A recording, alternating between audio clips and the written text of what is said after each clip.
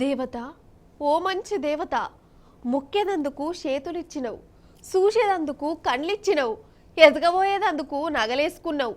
ఎందుకు తల్లి సీసీ కెమెరాలు పెట్టుకున్నావు? అయినా నువ్వు నాకు నచ్చినవు.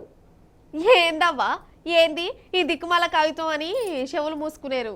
అరే కాదొల్లా, ఏందంటే ఇప్పుడు మన ముచ్చట్లల్లకు ఒక దైవ భక్తుడు వచ్చిండు. ఉత్తపచ్చి భక్తుడు కాదు, ఏ పని చేసినా అమ్మవారికి చెప్పి ఎత్తాడు.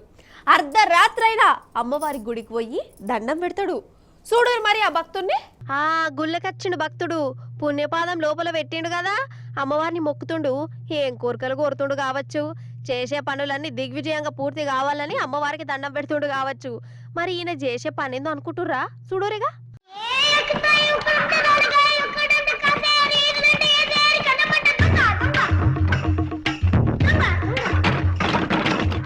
అబ్బర బిడ్డ, చూసినవా దొంగ భక్తుడు అమ్మవారిని మొక్కి దీవనార్తలు తీసుకొని ఆ అమ్మవారికే శటకోపం పెట్టిండు. వాని చేతులకు జట్టలు ఉట్ట, వాని చిన్న మెదడు చితికి పోను. గిట్ల మోపైరేందోల్లా దొంగలు. ఇసొంటోని ఏం చేయాలి అసలు?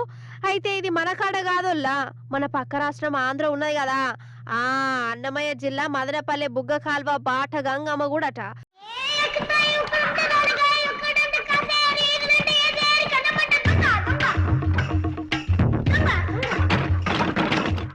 అమ్మవారిని గిట్ల మోసం చేసిండు, వాడు దొరకాలే గాని ఇక ఉంటది చూడు అన్నట్టు. ఆంధ్ర దొంగోడు అట్లా చేసిండా? ఇక మన కాడ చూడుర్రి, మెదక్ జిల్లా ఏడుపాయల గుడిలో దొంగలు పడ్డారు కాదోల్లా. గర్భగుడిలో ఉన్న 2 హుండీలను ఎత్తుకపోయిర్రు. వాళ్ళను గండు చీమలు గుట్ట వాటిని ఊరవతలకు పట్టుకపోయి హుండిని ఖాళీ చేసి పారిపోయిరు. ఇక గిట్ల మోపైరోళ్ళ దొంగలు రాను రాను అసలు దేవుళ్ళంటే భయం కూడా లేకుండా డైరెక్ట్ దేవుళ్ళకే సూటు పెడుతుర్రు.